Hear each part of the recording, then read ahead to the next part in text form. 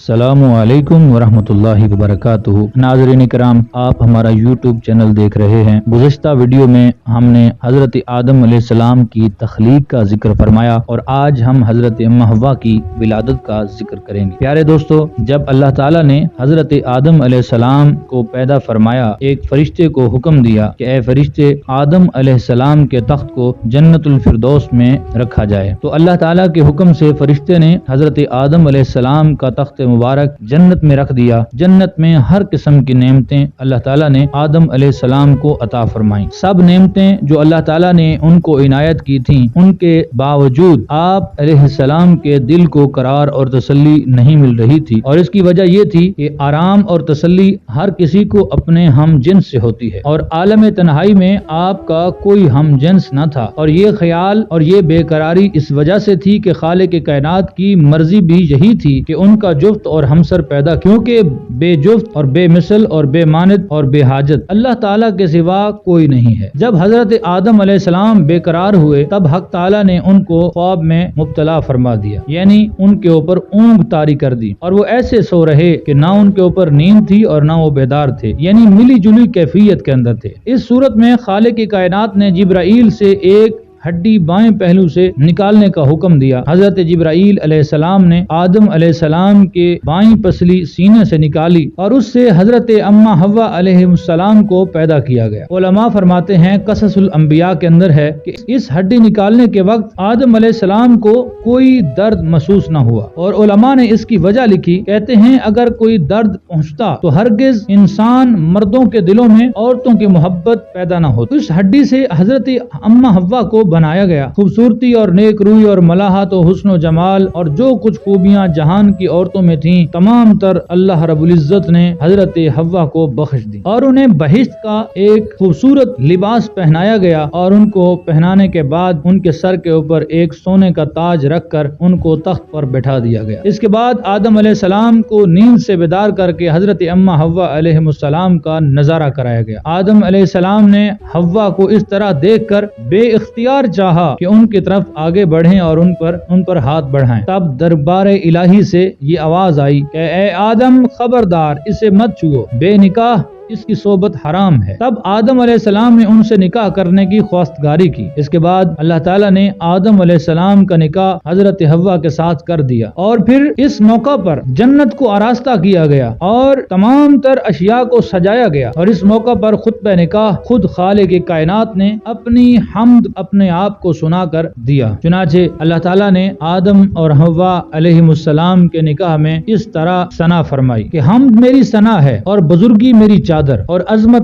میرا راز، اور عظمت میری ازار ہے، اور کل مخلوقات میرے غلام اور لونڈیاں ہیں، اور انبیاء میرے رسول، اولیاء میرے دوست ہیں، اور محمد صلی اللہ علیہ وآلہ وسلم میرے حبیب اور رسول ہیں، اور پیدا کیا میں نے کل شے کو تاکہ گواہی دیں میری وحدانیت پر، اور گواہ رہیں میرے فرشتے سب، اور سب آسمان کے رہنے والے اور عرش کے اٹھانے والے، بے شک میں نے نکاح باندھ دیا آدم و حوا کا ساتھ اپنی بدی فطرت اور منبع قدرت کے، اور آدم کا مہر حوا کے نکاح کا میری تسبیح، تنزیہ اور تحلیل اور تقدیس ہے۔ نہیں کوئی معبود سوائے خدا کے، ایسا خدا کہ وہ واحد ہے اور نہیں کوئی اس کا شریک۔ اے آدم، تم اور تمہاری عورت جنت میں جا رہو اور وہاں کے سب میوے محظوظ ہو کر کھاؤ، اور مت جانا اس درخت کے پاس، ورنہ پھر تم ناانصاف ہوگے، اور میرا سلام تم پر ہو اور میری طرف سے رحمت اور برکت ہو۔ اس کے بعد آدم علیہ السلام نے خود اللہ تعالیٰ کی ثنا بیان کی اور کہا، سبحان اللہ والحمد للہ ولا الہ الا اللہ واللہ اکبر ولا حول ولا قوت الا باللہ العلی العظیم۔ میں تسبیح پڑھتا ہوں اور حمد کرتا ہوں واسطے اللہ تعالیٰ کے، اور نہیں ہے کوئی معبود سوائے اللہ تعالیٰ کے، اور اللہ تعالیٰ بہت بڑا ہے، اور نہیں ہے توانائی اور قدرت کسی کو سوائے اللہ تعالیٰ کے جو بڑا بزرگ ہے۔ اللہ جل شانہ کو جب خطبہ نکاح خوانی آدم سے فراغت ہوئی تو فرشتے سب خوشیاں منانے لگے، مبارک بادیاں دینے لگے، اور زر و جواہر نثار کیے گئے۔ پس جب آدم علیہ السلام نے قصد مباشرت کیا حوا کے ساتھ، وہیں آواز آئی اے آدم خبردار، جب تک حضرت اما حوا کا حق مہر ادا نہ کرو گے تب تک تم پر وہ حلال نہ ہوگی۔ آدم علیہ السلام نے کہا، عرض کی الہی میں کہاں سے ادا کروں؟ فرمایا 10 دفعہ درود حضرت محمد مصطفیٰ صلی اللہ علیہ وآلہ وسلم پر پڑھ، آدم یہ تمہارا حق مہر ہے۔ اور ایک روایت میں یوں بھی آتا ہے کہ 20 مرتبہ تم حضور علیہ الصلوۃ والسلام کی ذات پر درود پاک پڑھو۔ فرمایا یہ نام برگزیدہ ہے جسے آدم علیہ السلام سنتے ہی مشتاق دیدار ہوئے۔ خدا تعالیٰ کا حکم ہوا کہ تو اپنے